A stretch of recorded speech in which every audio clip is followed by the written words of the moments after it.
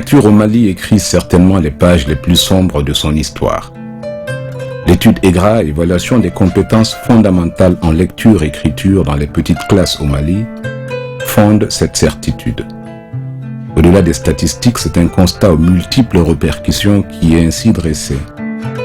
Quand on sait qu'en deuxième année, près de 83% des élèves, tous systèmes et toutes langues confondues, n'ont pas pu lire un seul mot d'un petit texte simple et que parmi ceux qui font l'exception, la moyenne de mots lus correctement par minute ne dépasse pas 18, soit un mot toutes les 3 secondes, n'ayons pas peur des mots, la situation est alarmante.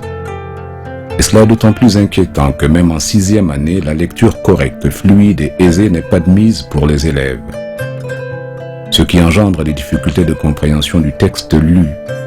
7 élèves sur 10 de 6e année du système d'enseignement classique ne sont pas à mesure de donner une seule réponse correcte aux questions sur le texte qu'ils ont lu.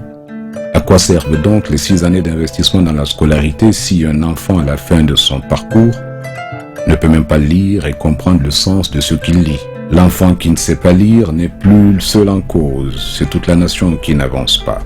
Le président ATT lui-même mettait en garde lors de la 9e édition de la journée du bon élève, je cite, « Dans ce monde concurrentiel, on n'a plus besoin de bons, mais des excellents. » Fin de citation.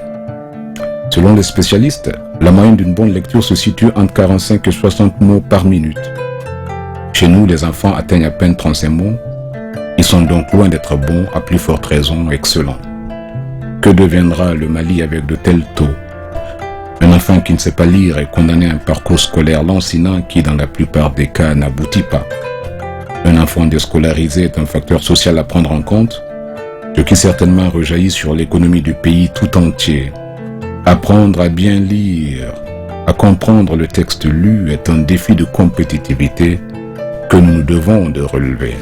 À quel avenir aspire donc le Mali avec de tels résultats? Comment assurer correctement la relève dans le secteur public et privé? Comment former des diplômés de haut rang capables de faire face aux défis de la nation?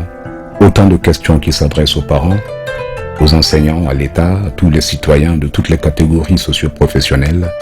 Tirons profit de nos lectures.